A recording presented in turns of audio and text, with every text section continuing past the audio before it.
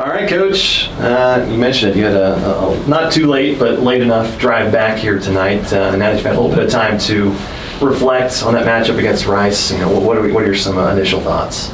Yeah, just a great opportunity for us to go out on the road and play a really good opponent. Rice has some very good individual players. I think they're well coached. They do some really good things. And I thought it was a great opportunity for us just to see what this team would do on the road. How are we going to respond? And, for the most part, I was really pleased with our output, our energy, effort. Execution was not exactly where it needed to be in the third quarter. We had a nice, not a comfortable lead, but we had a lead at halftime. In the third quarter, we came out, had a couple of defensive lapses and just kind of some offensive problems that allowed them to go on a little bit of a run. It was, only our second game, but first time to experience foul trouble. Foul trouble was pretty crippling at times. All of our bigs were in foul trouble. Both point guards got in foul trouble. And so, just trying to figure out how to play through that. If you are in foul trouble and you're on the bench, your role is invaluable over there, just like it is when you go back in the game. And so we had a lot of different scenarios that we got to work through in the game last night. Not satisfied or happy at all with the outcome of the game, but there were a lot of highlights in the game and things that we can learn from. We made some mistakes, especially down the stretch, that we'll be able to see in video session today, and I think that our players will kind of soak all of that in. And when you get to see it on a video, a lot of times it makes more sense than out in practice or even in the game when we're trying to explain, an adjustment. I think when you get to see it, like coaches see it from the sideline, it helps you learn and kind of make those adjustments and be more coachable, honestly. And so invaluable video for us. But overall, we were pleased with the effort, pleased with the energy, but just got to get back to work with some execution today. I asked Tanner about this. I'll ask you as well. You're 1 week into the season. What do you feel like you've learned most about the team? Oh my gosh. I think because we've been going so hard since June. We played games in August. We had scrimmages. It seems like we've been playing for a long time. But I need to have that perspective as the leader of this program. We've only played 2 games. And I will say that we doubled our 3-point percentage from game 1 to game 2. So that was a highlight for us.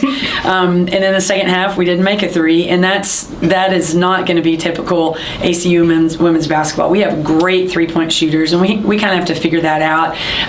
But we scored almost 40 points in the paint last night against a team that was significantly larger than us in every position. And so those paint balls, those shots in the paint were big.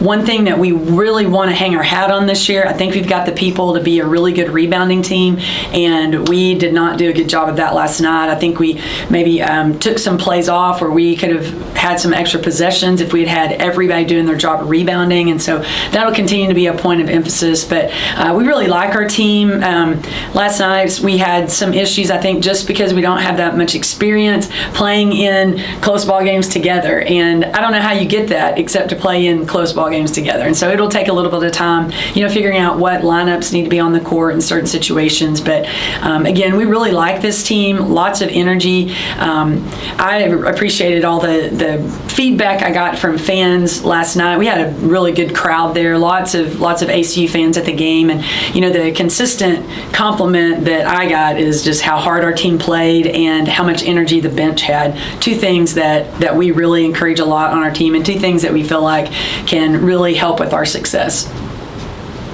Same schedule this week, back at Moody on Wednesday, on the road on Sunday. Yeah. So Southwest and then UTSA on Sunday. Tell me about those 2 matchups.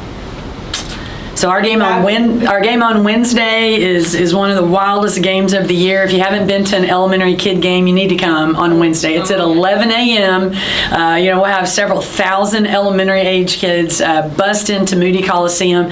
Might want to wear some earplugs. You will leave with your ears ringing for the rest of the day. It's like you're at a rock concert. It's pretty phenomenal. We appreciate all the local schools in the big country, bringing, if not their whole school, bringing several grades out to watch the game. And so it's a really cool cool environment. No one at ACU has anything going on at 11 a.m. That is the time reserved for chapel. So we know that every student, faculty, staff, you're open at 11 a.m. We would encourage everybody to come out and watch that game. But it'll be really exciting. It's fun. We play a lot of kid music, just a really neat environment and a way to allow elementary age kids from the big country to come to a D1 basketball game, come to the ACU campus, and just kind of experience a really fun day. So that's a cool game for us. On the road, going to UT San Antonio, we're returning a game. They came here last year, very well coached by Karen Aston. She's been in the business as long as I have, and so we expect another very well coached game, a game that will probably be a game of runs like it was at Rice, and a game against a really good quality opponent. So, we're hoping that this week that we can make up for some mistakes that we made in the Rice game and, remedy some things for that game on the road at UT San Antonio. I want to ask all my questions. So. I got some questions for it. So you talked about the foul trouble briefly and how players kept coming off the bench really played a factor. And one of those players for you on Sunday was Rachel Harjo, career high 22. She just went off. So tell me a little bit about her performance, and what it's like to have her coming off the bench. We're really counting on Rachel to be a consistent scoring threat for us. She just has such a nice touch around the basket, but she can extend out well beyond the three-point line. And so, we do run a lot of things to try to get the ball in her hands. And even late in the game last night, we're running sets trying to get the ball to her. But again, because of our lack of experience, we would go with a different option. And it's like, this is the player, this is your teammate with the hot hand. We're running this to try to get the ball to her. And so just little things like that, we've got to improve on. But for sure, Rachel she is someone that we're going to go to a lot. She's a bigger, stronger player out there for us, but just her ability to score at different levels is a huge advantage for us. Yeah, and then you talked about it earlier about rebounding, and then I was looking at the box score earlier today, and one of the big point advantages that Rice had over you guys was second chance points, probably off of those rebounds. So talk to me a little bit about that, a little bit more. Yeah, rebounding has to be a consistent effort day after day. It's got to be intentional. You can never take a day off from rebounding. And in the second half, we did not pursue rebounds the way that we should have. You've got to be aggressive pursuing those, especially against a bigger team. I mean, you have to put forth a little bit more effort to go out-rebound an opponent that's larger than you. And what was detrimental in their offensive rebounds was not just a rebound, immediately put it back up. It was a kick out for a three on multiple occasions, and those added up pretty quickly for us. So we've got to do a better job in practice of making sure that we are consistent and intentional about rebounding so that carries over into the next game. Thanks, Coach. Do you feel like since you're playing at 11 a.m. that they should offer chapel credit for the games? Well, we would love for chapel credit to be offered, not just at the Wednesday game at 11 o'clock, but other games as well, just to encourage students to come out and attend. But I was so excited about our crowd at our home opener. I mean, the students really responded, and we love the students hanging over the rail, flashing their brick cards during the opponent's free throws, and the students did a great job with the men's home opener as well as our home opener.